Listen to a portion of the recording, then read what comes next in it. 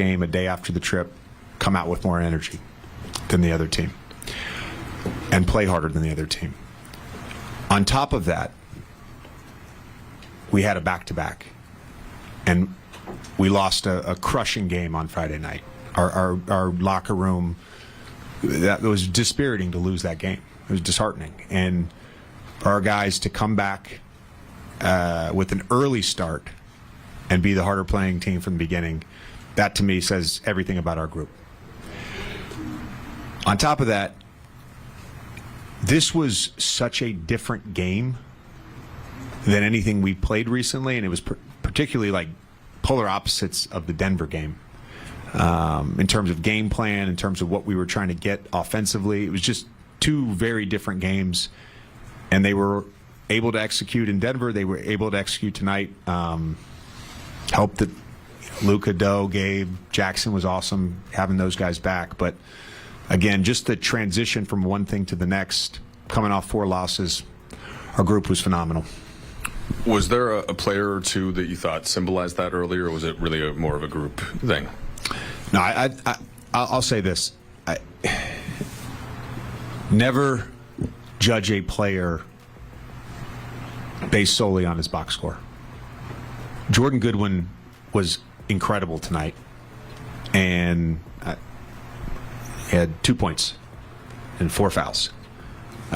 He set the tone for us. And they're an incredibly difficult team to guard. Our guys executed what we wanted to do. They took the shots we were willing to live with. And him and Doe, everybody had turns because we read it a lot today, but him and Doe set the tone on Book and KD. And, those guys make tough shots, and we had to try something to make it hard for them, and those two guys set the tone. You laid out all the elements for us going into this one, and with that as the kind of setting the table, you held the Suns to 6 for 22 in the first quarter. What about your defense was working at such a high level to hold them to 20%? Yeah, I mean, it started with our physicality and just making catches tough, and then we were shifting off the right guys. I would have to ask Wiv, but our contest rate in that first quarter, because they're really good, and they were able to get us in the blender a couple times, and they were able to get open looks. Our contest rate was really high. There was one, right in front of me. I was at the scores table with Royce O'Neal that I just like that he's not making that shot. And he's on our laser board. He's a phenomenal shooter, but the contest was so good. And I think that was huge. So we had the physicality, so we were making it tough for them to generate the shots, and then when they generated the shots, we had great contests.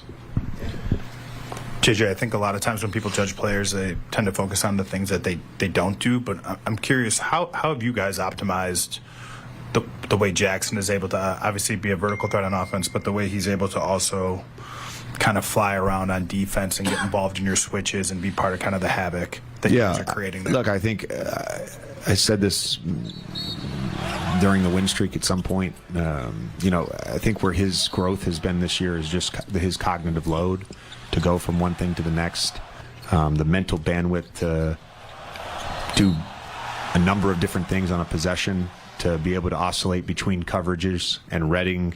When